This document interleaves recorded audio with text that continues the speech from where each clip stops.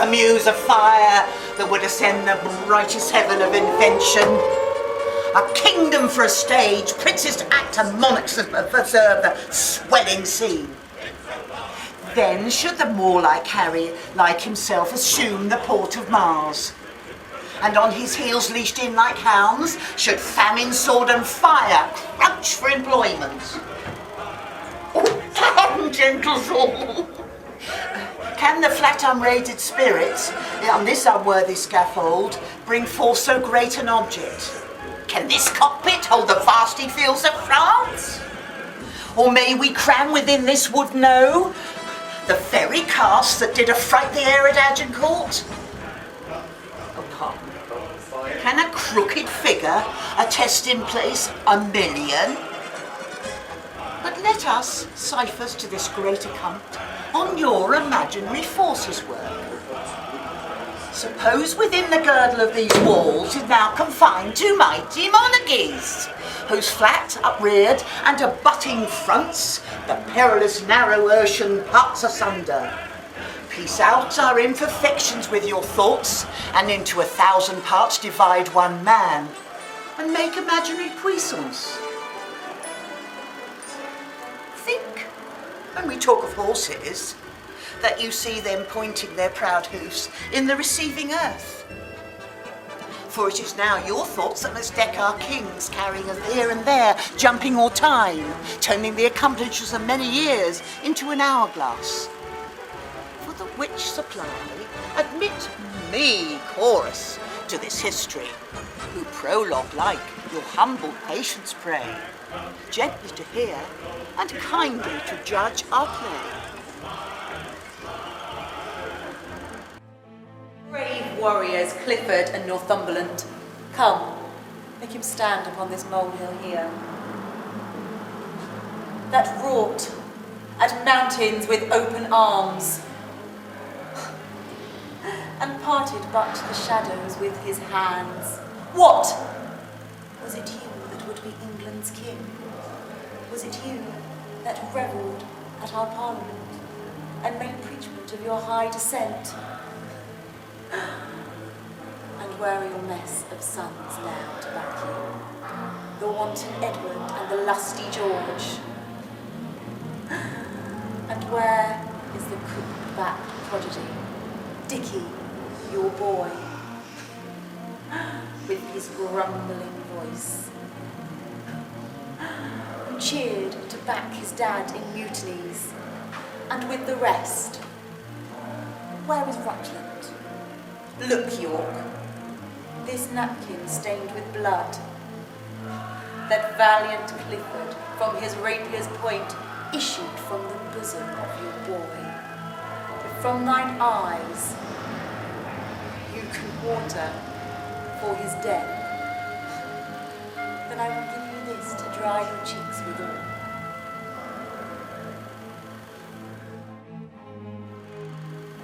Now entertain conjuncture of the time, when creeping murmurs of the pouring dark fills this wide vessel of the universe. From camp to camp, the foul taste of wound within the army steely sounds. Fire answers fire, and through their paly flames, each battle sees the other's umbered face. Accused and unquiet, wrangling days, how many of mine eyes behold?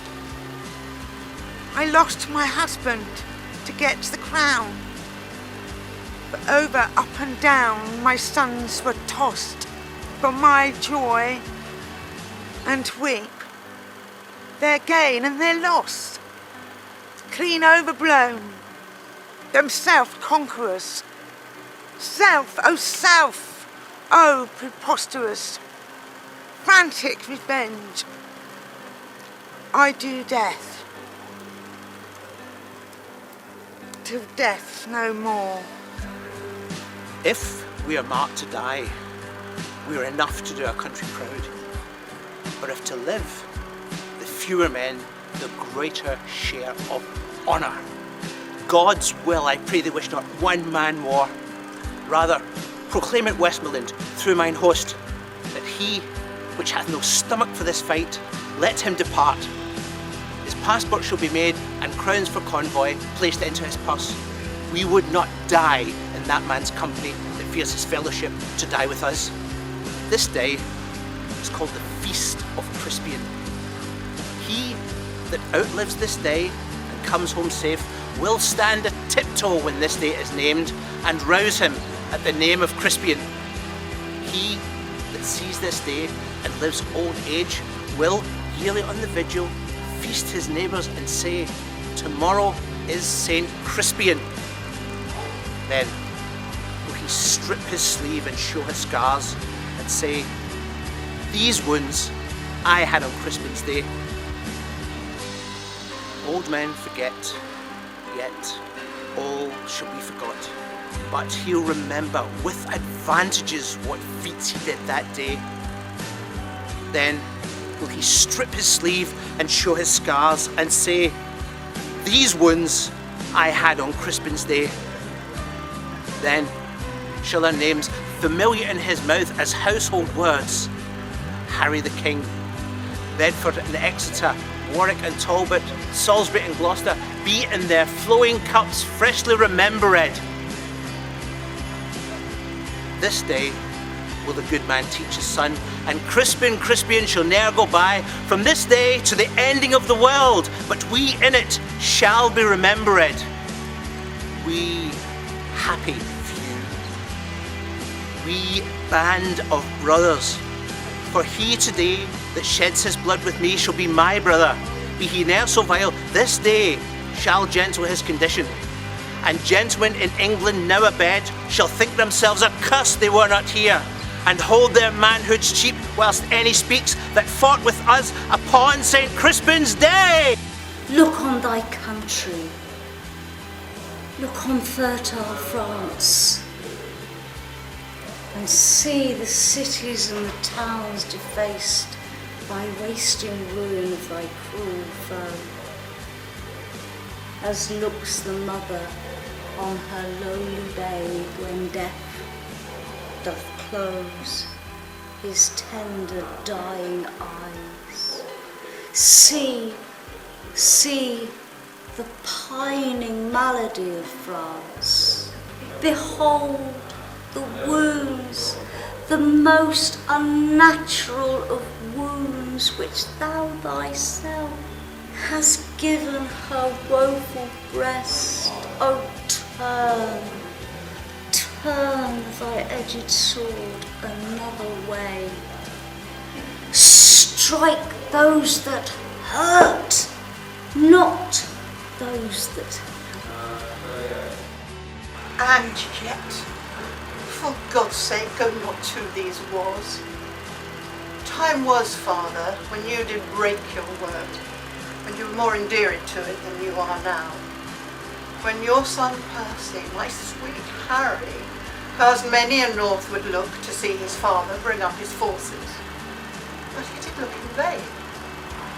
Who then persuaded you to stay at home? There were 2 honours lost that night, yours and your son's. For yours, may the God in heaven brighten it. For his, it stuck upon him as the sun in heaven through the grey vault of heaven. And by its light did all the chivalry of England move to do brave deeds. For he was the glass in which the noble youth of England did dress themselves. There were no legs that practised not his gait, and speaking thick, which nature made his blemish, became the accents of the valiant. For those who could speak low and tardily would turn their own perfection to abuse to seem like him.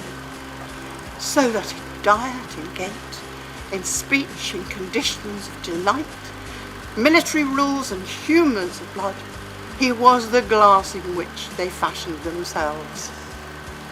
And him, oh wondrous him, oh miracle of men, him did you leave, seconds to none, unseconded by you, to face the god of war in disadvantage.